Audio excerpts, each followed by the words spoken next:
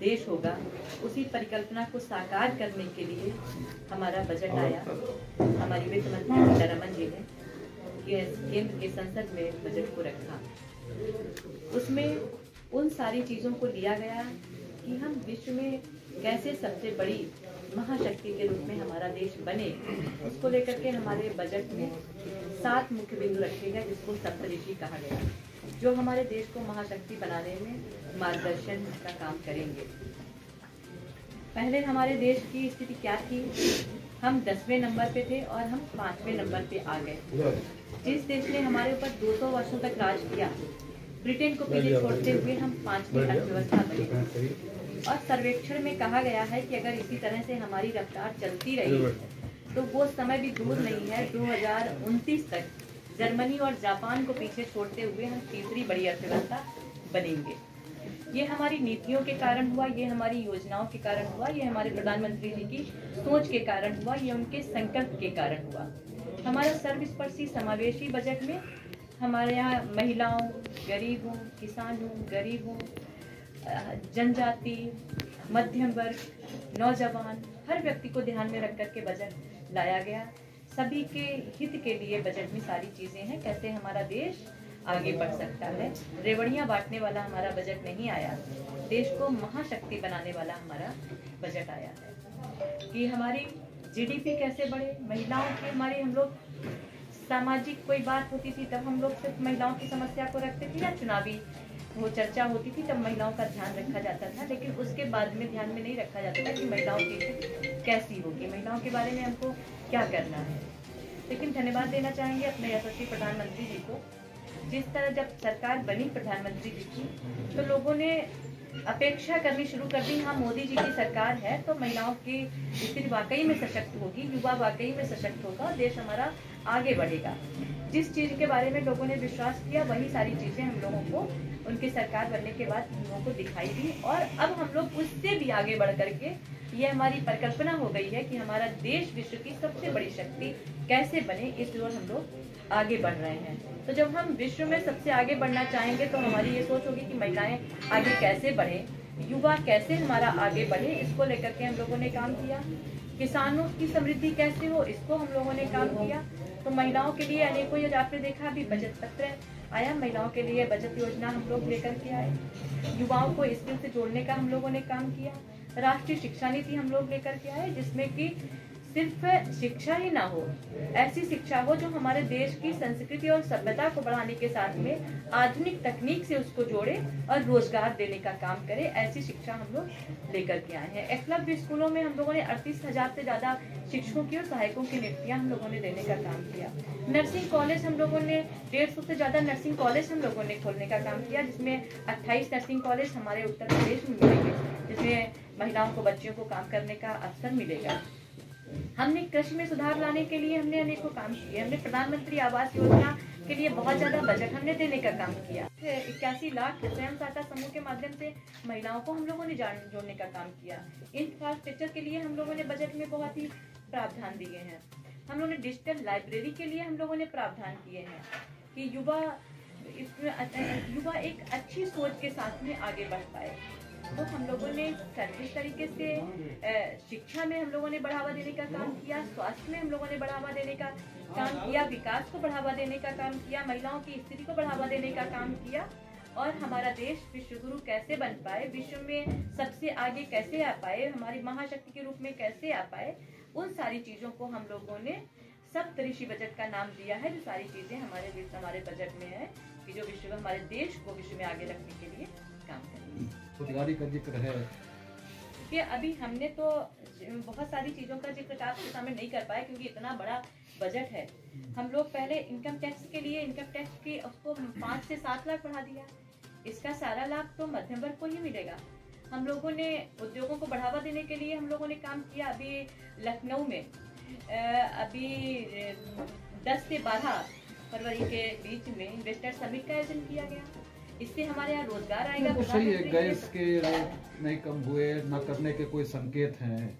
अभी जब आप उसको डीपली आप देखोगे बजट को, अभी जब आप बजट को डीपली देखोगे तो सारा बजट मध्यम वर्गीय लोगों के लिए ही है कि हमारे यहाँ जब ज्यादा से ज्यादा हमारे यहाँ उद्योग आएंगे, तो उद्योगों में जब ज्यादा से ज्यादा निवेश के लिए हमारे मुख्यमंत्री जी काम कर रहे हैं, जैसे 12 फरवरी के बीच में जो हमारी इन्वेस्टर समिट है, इसमें जितना ज्यादा से ज्यादा निवेश होगा तो हमारे लोगों को रोजगार मिल पाएगा, रोजगार के अवसर मिल पाएंगे, तो हर वर्ग का ध्यान रखा गया है। यूपी को क्या मिला मैम? जो केंद्रीय बजट की आप बात कर रही थी उसमें यूपी को क्या मिला है? देखिए, केंद्र, अगर हम देश की बात करते हैं तो विश्व में सबसे बड़ा देश हमारा भारत है। सबसे बड़ा क्या, बड़ा देश हमारा भारत है। और उसमें अगर हम सबसे ज्यादा हम बहुत बड़े राज्य की बात करें तो हमारा उत्तर प्रदेश बड़ा राज्य है, उसमें युवा बहुत ज्यादा है। तो जितना जो फायदा उन्होंने दिया है तो हमारे प्रदेश को तो मिल ही रहा। अभी जैसे हमने आपसे कहा कि जो नर्सिंग कॉलेज मिल रहे हैं, नर्सिंग कॉलेज में 28 नर्सिंग कॉलेज हमारे यूपी को मिल रहे हैं। योजना हमारे यहाँ ज्यादा मिल रही है, किसानों के लिए हमारे उत्तर प्रदेश में ज्यादा लाभ मिल रहा है। सामाजिक प्रगति सूचकांक जो जारी हुआ है उसमें उत्तर प्रदेश का 31वां स्थान है देश में। तो इस बजट में के रेफरेंस में आप इस संबंध में क्या कहेंगे?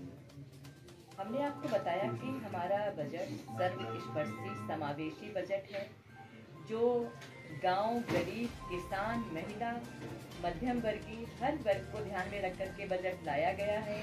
हमारा देश, हम लोग इस समय अमृत काल मना रहे हैं। जब हम लोग शताब्दी वर्ष को मनाएंगे तो हमारा देश कैसा होगा, उस संकल्प के साथ में हमारा बजट है। हमारा बजट रेवड़ियां बांटने वाला चुनावी बजट नहीं है। हमारा देश विश्व गुरु कैसे बने, इस परिकल्पना को साकार करने वाला। मैम, अडानी जी ने सारा टेस्ट बिगाड़ दिया बजट का है सर। अडानी जी ने सारा टेस्ट बिगाड़ दिया बजट का, सब ध्यान उधर लग गया है। अर्थव्यवस्था जो असर पड़ रहा है वो दिख रहा है। यूपी गवर्नमेंट भी कई उनके, देखिए, वो एक उद्योगपति है, उसका जवाब जो देना है RBI देगी, LIC देगी, वो उसका जवाब दे रहे हैं। नहीं, लेकिन यूपी और हम गवर्नमेंट अपने ने देश को आगे बढ़ाने के लिए हम क्या नीतियां बना रहे हैं, क्या हमारी योजनाएं हैं, क्या हमारी परिकल्पना है, प्रधानमंत्री जी की क्या सोच है, वो सारी चीजें हम अपना। मैम, आप नर्सिंग कॉलेज आ रहे हैं, लेकिन जो कॉलेजेस यहाँ चल रहे हैं उनमें टीचर्स नहीं हैं। यहाँ इंग्लिश से MA करा रहे हैं और इंग्लिश का टीचर पिछले 10 सालों से नहीं है। कॉलेजेस खाली हैं, प्रोफेसर हैं नहीं, और हम शिक्षा को बहुत ऊपर ले जा रहे हैं। कैसे ले जाएंगे? हम बजट को देख के तो नहीं ले जा सकते मैडम, स्टूडेंट के पास शिक्षा नहीं है। देखिए, नियुक्तियां आयोग से होती हैं और हम भेजते हैं कहाँ पे कितनी नियुक्तियां होनी है। तो हमारी जब से सरकार बनी हमने बहुत नियुक्तियां की। पहले आप देखेंगे एडेड कॉलेज में कई जगह शिक्षक नहीं थे, वहाँ पे हम लोग शिक्षक लेकर के आए हैं। आपकी जानकारी में खुद भी होगा, कई कॉलेज जहाँ पे शिक्षक नहीं थे, इस समय शिक्षक वहाँ पे पहुंचे हैं। तो शिक्षकों की नियुक्तियां भी हो रही हैं, और जो कॉलेज की स्थिति थी उसको हम लोगों ने बहुत सुधार किया है। वो आप सब लोग खुद भी उस पर कहेंगे, हमारा साथ देंगे कि स्थितियां बहुत सुधरी हैं। और राष्ट्रीय शिक्षा नीति हमारी ऐसी राष्ट्रीय शिक्षा नीति है जिसमें व्यक्ति के चरित्र निर्माण के साथ साथ हमारी भारतीय संस्कृति सभ्यता के साथ साथ आधुनिक तकनीक से जोड़ते हुए हम बच्चों को रोजगार। बिल्डिंगें बनी हैं, प्रोफेसर नहीं है। प्रधानाचार्यों की जो नियुक्ति की थी उसको हाईकोर्ट ने निरस्त कर दिया। दोबारा कब करेंगी? हमारे यहाँ नियुक्तियाँ बहुत हुई, हमने प्रधानाचार्यों की नियुक्तियाँ की, शिक्षकों की नियुक्तियाँ की, और बहुत कॉलेज बहुत हद तक शिक्षक पहुंचे हैं। और अभी भी हम नियुक्तियाँ करने वाले हैं जहाँ पे जिसकी आवश्यकता है उसके अनुसार। आपने कई बिंदु गिनाए, स्वास्थ्य की बात कर लें, स्वास्थ्य में जनता को सुधार नहीं दिख रहा है, चिकित्सक नहीं मौजूद है अस्पताल में। हमने बहुत मेडिकल कॉलेज खोलने का काम किया, जिस तरीके से हमने बात खोलने की नहीं मैडम, उत्पाद देने का काम किया। बात है चिकित्सक की, सरकारी अस्पताल में चिकित्सक नहीं है, सरकारी अस्पतालों में मेडिकल कॉलेज फर्रुखाबाद में नहीं है, अस्पतालों में पर्याप्त चिकित्सक नहीं है। हमने बहुत मेडिकल कॉलेज देने का काम किया, लेकिन अभी हमारी और परिकल्पना है कि एक जैसे हमने एक जिला एक उत्पादन देने का काम किया, उसी तरीके से हम एक जिला एक मेडिकल कॉलेज भी देने का काम। मध्यम वर्गीय वर्ग को आप राहत देने की बात कर रहे हैं। आपकी सरकार ने भी बसों का किराया बढ़ा दिया है, ऑटो का किराया बढ़ा दिया है, इससे बहुत भार बढ़ने वाला, महंगाई भी बढ़ने वाली है।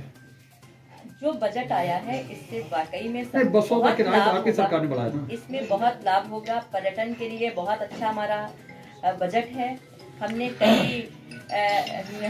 रेलवे को बढ़ावा देने का हमने काम किया है, हमने एयरपोर्ट को बढ़ावा देने का हमने काम किया है, एयरलाइंस बनाने का काम किया, सड़कों का तो हमने जाल बिछा दिया। बसों के किराया बढ़ने पर क्या प्रतिक्रिया आपकी? जाल हमने बिछा दिया है, और एक्सप्रेस वे हमने बनाने का काम किया है। सड़क अभी गड्ढा मुक्त नहीं हुई आपका, आप जो कह रहे जाल बिछा दिया, सड़क गड्ढा मुक्त नहीं है। आप बेवर की सड़क देख लीजिएगा, नेशनल हाईवे पे आप नहीं चल सकते, गड्ढा मुक्त की बात है, जाल बिछाने की बात है, गड्ढे की बात बता रहे होंगे, वो आप हमको बताइएगा। मैडम NH है, वो NH है। आप बैठे हैं NH है मैम, नेशनल हाईवे है।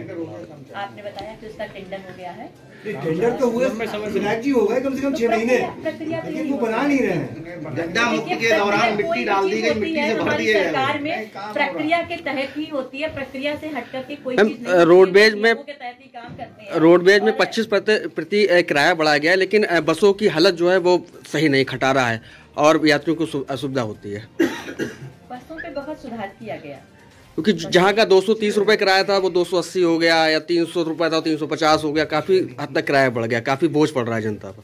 देखिए जो आप बोझ की बात कर रहे हैं, बोझ कम करने का सरकार ने काम किया है, सभी के हित के लिए बजट आया है।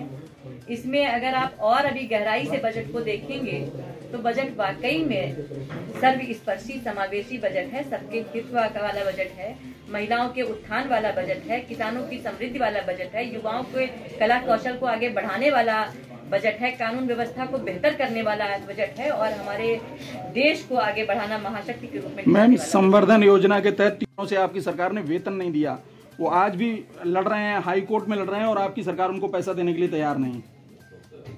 जो भी विषय है उनको भी रखा जाएगा।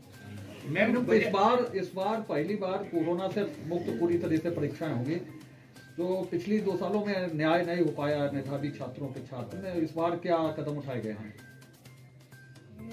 बोर्ड परीक्षा में? अगर कोरोना मतलब ग्रेडिंग दे दी गई उनको, कोरोना की स्थिति तो उस समय तो कोरोना की स्थिति ऐसी थी, लेकिन हम धन्यवाद देना चाहेंगे अपने इस बार क्या कदम उठाए गए हैं नकल रोकने के लिए? कारण तब भी हमारा देश बहुत सुरक्षित रहा, अन्य देशों में इस बार बोर्ड परीक्षाओं में क्या कदम उठाए गए नकल रोकने के लिए, अन्य बिल्कुल स्वच्छ परीक्षाएं कराने के लिए? बहुत स्वच्छ परीक्षाएं होंगी, नकल विहीन परीक्षाएं होंगी, उसमें हम लोग प्रतिबद्ध हैं। बच्चों का भविष्य जिस तरीके से अच्छा हो सकता है उसके लिए सारी योजनाएं हमारी चल रही हैं, पूरी तरीके से नकल विहीन परीक्षाएं करवाई जाएंगी। बच्चों के हित में के लिए जो भी चीजें हैं वो हम लोग कर रहे हैं, नकल विहीन परीक्षा पूरी तरह से करवाई जाएंगी।